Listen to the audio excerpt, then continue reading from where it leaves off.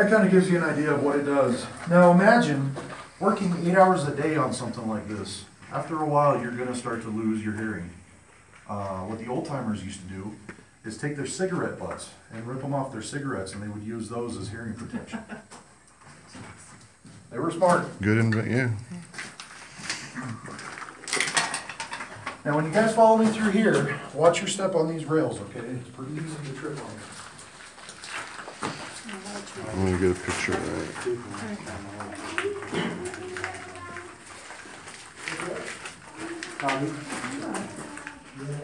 He wants to take one. Oh, sorry.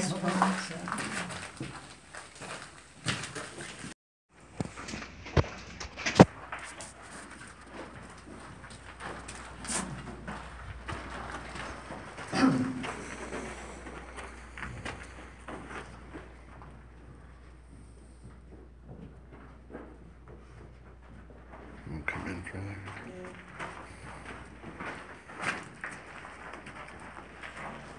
Now again, around the turn of the century, we started coming out with some pretty neat tools. Taking us basically out of the age of where you're sitting there beating up against the rock with a chisel and a hammer. This right here is called a column drill. It's a two-man operation. The way this works is I would put a 2-foot bit like that one in, drill it in, pull it out. Then I would put a 4-footer in, drill it in, pull it out. And then lastly, the 6-footer would go in, I would drill it in, pull it out.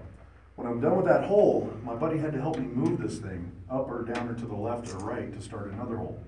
I'm going to demonstrate this for you guys. And everything down here is not quiet. So if you want to plug your ears, these are the ones to do it on. Here we go. Crazy. That gives you an idea. And again, just imagine all these miners walking around with cigarette butts in their ears, because you need it. Now after I'm done with all the holes, I will have what's called a blast round, like you see over here. Each one of these holes has 4 sticks of dynamite in it. Each stick of dynamite has its own fuse, and this is kind of what it looks like in there, one right after the other. Each fuse would be connected to a longer fuse that would come right here to the middle, and it would come out to about right here. Now once I light that fuse, I would have to run. I would run down to the mucking machine, turn the corner there, run up that corridor a little ways, and I would have to sit there and count each blast as it's going off. If I don't count them all, that tells me that there's either a stick of dynamite in the wall that hasn't gone off, or there's a stick of dynamite in the muck pile that didn't go off. Now if it's in the wall, you send the new guy down here, the guy without the eyebrows. You give him this miner spoon, and he has to by hand reach back in there and fish that out. Now, if he had access to water, he could flush it out that way, which is a lot safer. But for the most part, they were issued these, so they had to reach back there and get it out that way. Now, ever to do back when they had the hammer and the chisel, now I can do in about 2 minutes.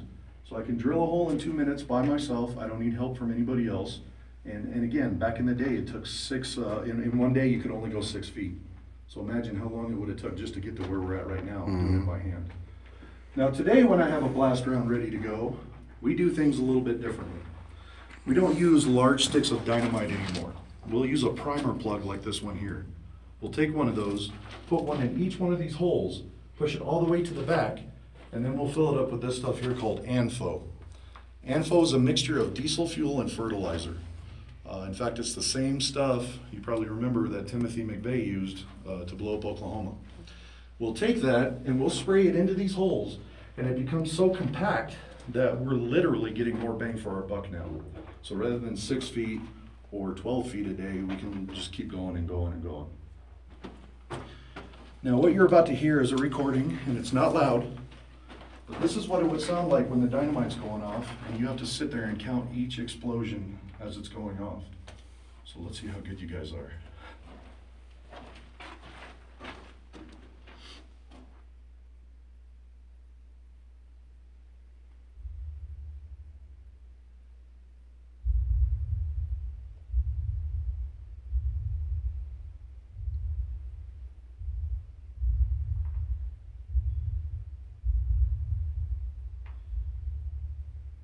How many? 12. 12. 11. Nope. 10. Nope, there's 23. Oh, wow. Everybody's wrong. Who's going to start first with the The miner spoon. All of us apparently. Yep, follow me down this way. I'm gonna count to 10. So they were all doubles instead of just a few of them sounding like doubles. Well, you figure each stick of dynamite was set to blow within milliseconds of the next one. Sure. And then you have to not only count that hole going off, but the other ones around it at the same time. What are we seeing on the walls right here? This white crystal stuff on the wall. Right over here. Oh, he got us. He's got us.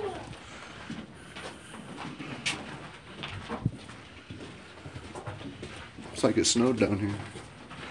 I don't actually expect it to do it for us. Whenever you get to go back up. Okay. In an hour. I'm gonna put you to work first. Yeah. Free labor. What was it that were 23 blasts and everybody was so wrong? Why did we hear so few? Because each stick of dynamite that has its own fuse is set to detonate within milliseconds of the next blast. Oh. Not only did you have to count that hole, but all the other ones that were going off at the same time. Now the white stuff on the walls is Epsom salt. It's naturally occurring down here. I wish we could harvest it because we can make some money off this stuff. The problem is that we have trace amounts of mercury in the ground down here, so obviously we can't filter that out. But when you look past here, you'll see that red streak that goes through up on top here. Don't touch it, but that is mercury. That's the initial stages.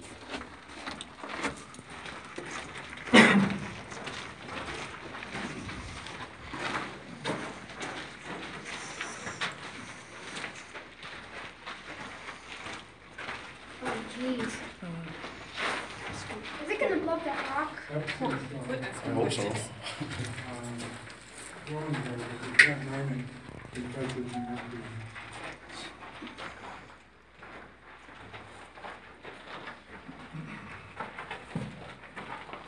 Let's squeeze everybody in over here.